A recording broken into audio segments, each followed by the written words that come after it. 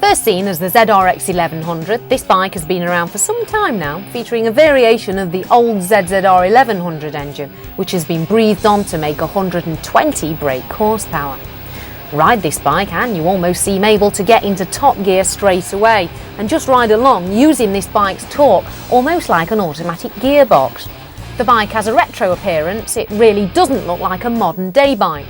The handling is fantastic and will allow this bike to be chucked around the bends like it's on rails, which is possibly down to the bike's weight of 223 kilos, keeping it tracking nicely. I reckon this is the ideal bike for those of you out there wanting a proper bike with the engine on show. Retro styling that really works, and with a touch of plastic to keep some of the worst weathers off you. As with all Kawasaki's, you should really get it in the green colour scheme, as everyone knows the green ones are the quickest, so they say. For me, this is my favourite muscle bike, but it's got to be in green and it's got to have the bikini fairing on.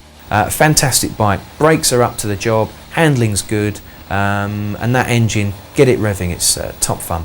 ZRX1200 is the mean kid on the block. Gutsy engine, well built, well put together, looks the part, it's mean.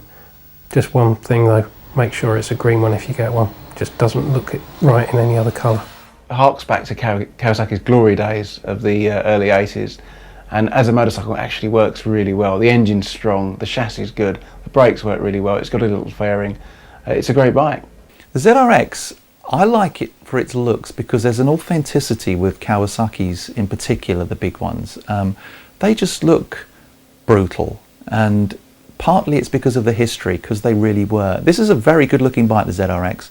It also happens to go around corners very well, and it's got a powerful engine. It's got a lot of torque, 120 horsepower or so at the top end, and of those bikes, of the big Japanese fours, that's the one for me. I like the ZRX a lot. Well, congratulations to Kawasaki there. I think one of the reasons it's won, it's because it's beefy in all the right places, and of course has that big top end rush and that lovely induction noise you only get from that Kawasaki motor.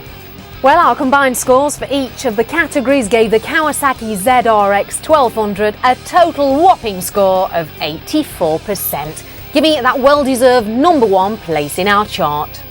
Well, thanks very much for this award. This is the second year in a row we've won this for the muscle bike, the ZRX1200R.